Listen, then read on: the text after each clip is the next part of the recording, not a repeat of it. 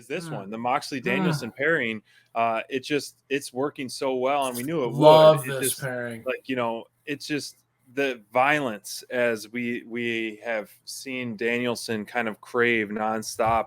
I love the heavy offense and submissions that we're getting out of Danielson and Moxley. It's a lot of fun, and you can hear them talking back and forth, loudly, kick him in the head, kick his head off, like different odds and ends in that.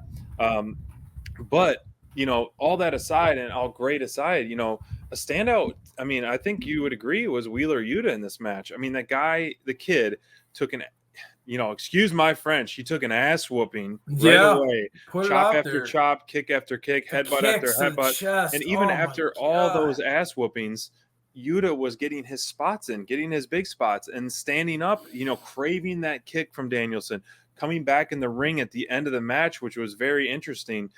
So I was surprised. And, we've seen Yuta being squashed in the past by multiple different, AEW talents. But this one was a standout moment, a standout match for Yuta, in my opinion.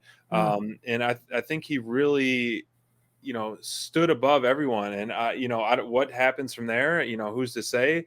But Moxley and Danielson, I was thinking, I'm like, with this kind of offense and with this kind of like violence, like who would I want to see go against? And honestly, the first team that came to mind was FTR. Oh God, that would be fantastic. I'm all for it. But I thought that whole you just talked about Yuta, and it really played out after the match.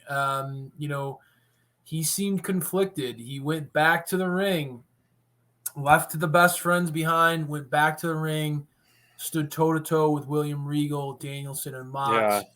And I think that was a moment. And let's be honest, this whole thing stems from Bryan Danielson's pursuit of proving a point to the younger generation. You're right. That you can get to the top, but you got to be willing to take the tough road to get there.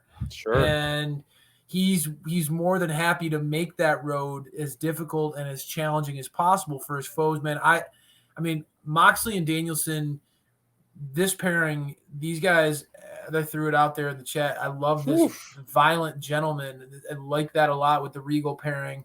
I have a shirt that says that. These guys, just the intensity that they both fight in their matches, the way that Moxley's offense is so hard hitting and so just a ball of fire.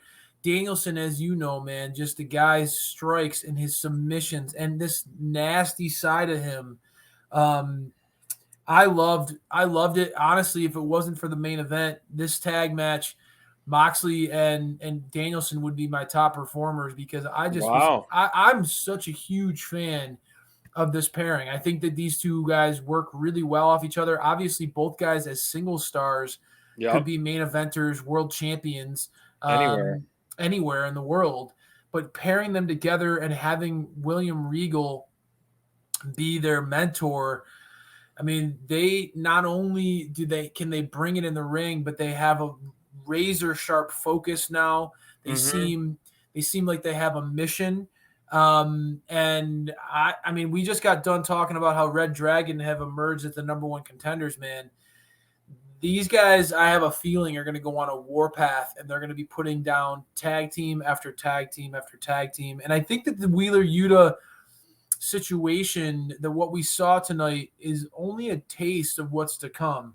It's just a taste of what's to come. Is that a segue? Because I do think, it actually is. Because I think that there's going to be more and more examples of Wheeler, of these talents that get tested and challenged by Danielson and Moxley, and seeing how they respond to that challenge is going to be the fascinating part of the story as it unfolds.